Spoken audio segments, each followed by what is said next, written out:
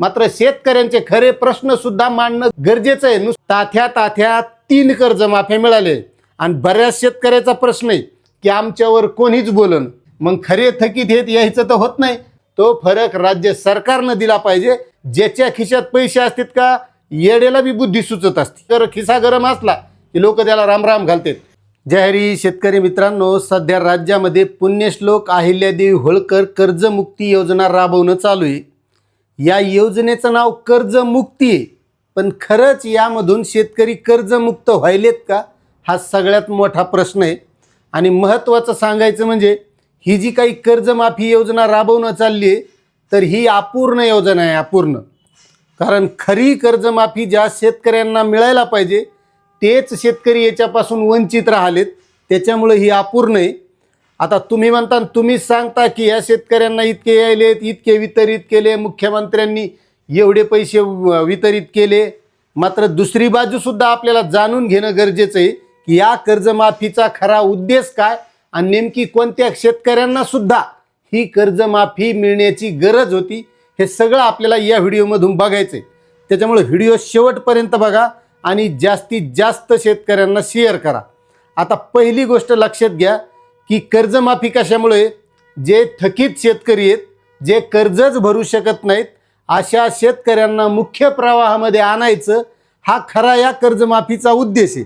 आता या कर्जमाफीची जी घोषणा झाली होती तेव्हापासून बरेच शेतकरी वाट पाहू लागले. त्याच्यानंतर आंदोलनं झाले. आंदोलनं झाल्याच्या नंतर राज्य सरकारने एक शासन निर्णय काढला 2 जून 2026चा.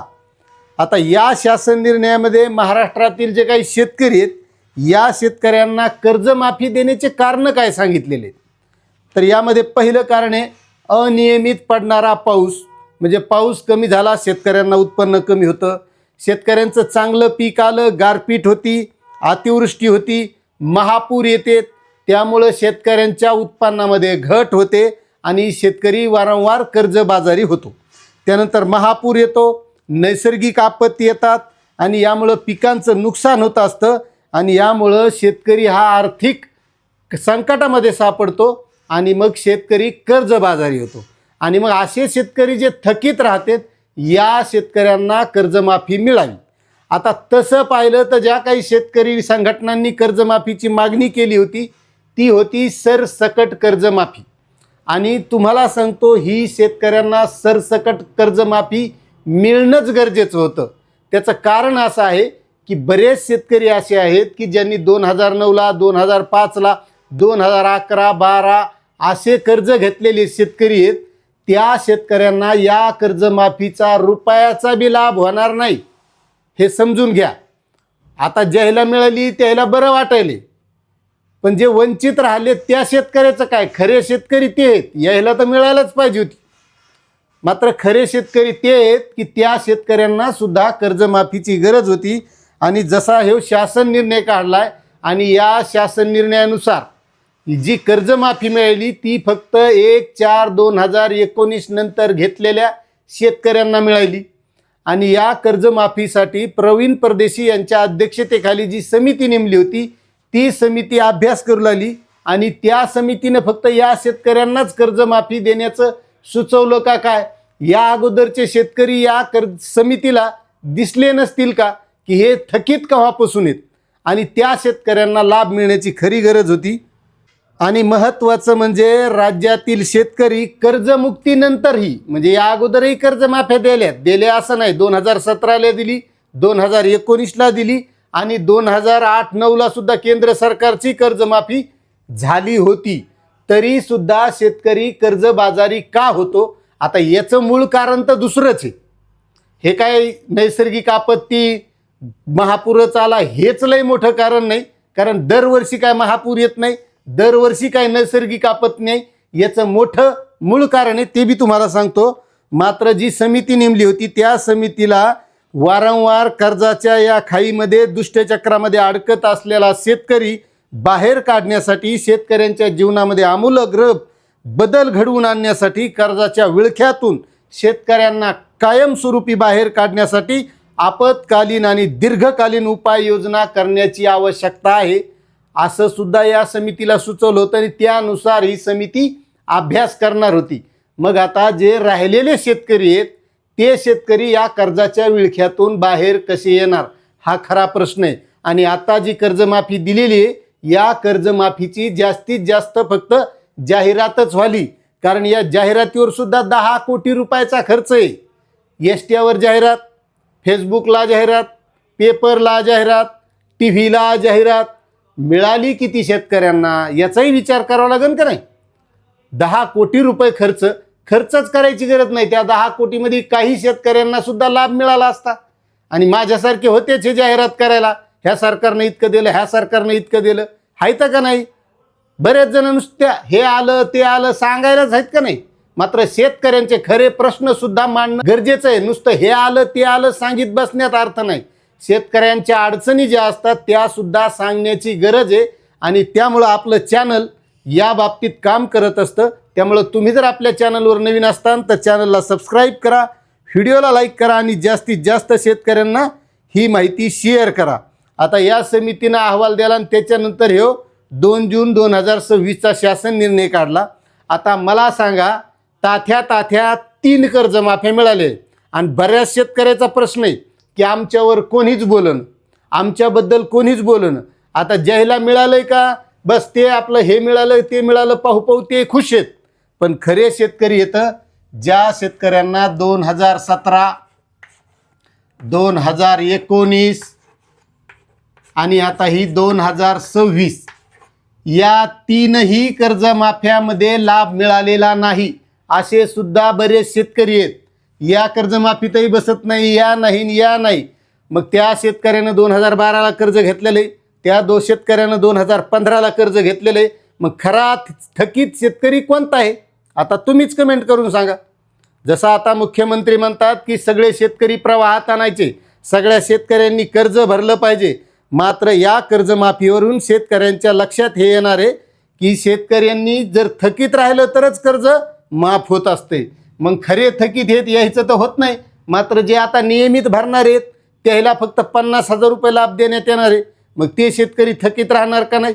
त्यांची सुद्धा मागणी आम्हाला 2 लाख रुपये मिळायला पाहिजे. मग आम्ही काय चूक केली का नियमित पैसे भरून, आम्ही काही पाप केलं का नियमित पैसे भरून. म्हणून त्या शेतकऱ्यांना जर 2 लाख रुपये दिले असते तर हे 2017, 2019 आणि 2026च्या कर्जमाफीमध्ये सुद्धा न बसणारे शेतकरी, मात्र खरी गरज होती या शेतकऱ्यांना सुद्धा कर्जमाफी मिळायची. आणि असे बरेच शेतकरी हे वंचित राहिलेत. म्हणून या शेतकरी कर्जमाफीचा काम हे अपूर्ण आहे. म्हणजे थोडक्यात सांगायचं ही कर्जमाफी अपूर्ण आहे. कारण खऱ्या थकीत शेतकऱ्यांनाच लाभ मिळणं, मग कसं कर्जमाफी म्हणता येईल. आणि तुम्हाला आजही पुन्हा सांगतो की आतापर्यंत 1,40,000 शेतकरी वगळलेत. आता पुन्हा याचं टप्प्याटप्प्यानं हे शेपूट लांबत राहणार आहे. आणि तवरक पुन्हा काय होतंय मात्र गाजावाजा इतका राहणार आहे. ह्या एवढी कर्जमाफी दिली 56 लाख शेतकऱ्यांना 40,000 कोटीची कर्जमाफी. हे गाजावाजा लय राहणार आहे. म्हणून या शेतकऱ्यांना सुद्धा कर्जमाफी मिळणं गरजेचं होतं.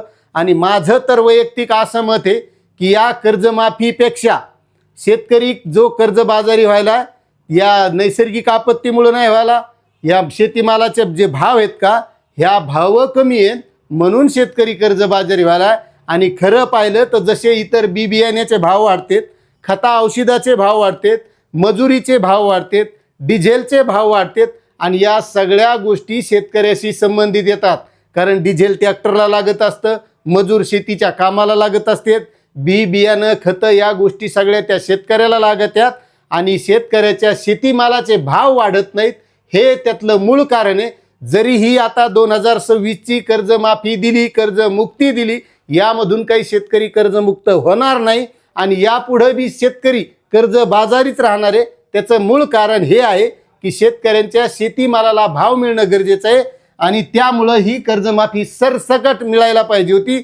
मग जे शेतकरी 2017ला माफी नाही मिळाली, 19ला नाही मिळाली, 26ला मिळाली नाही, त्या शेतकऱ्यांना सुद्धा मिळणं गरजेचं होतं. आणि जे नियमित कर्ज भरणारे शेतकरी आहेत त्या शेतकऱ्यांना सुद्धा 2 लाख रुपयाचा लाभ मिळणं गरजेचं होतं.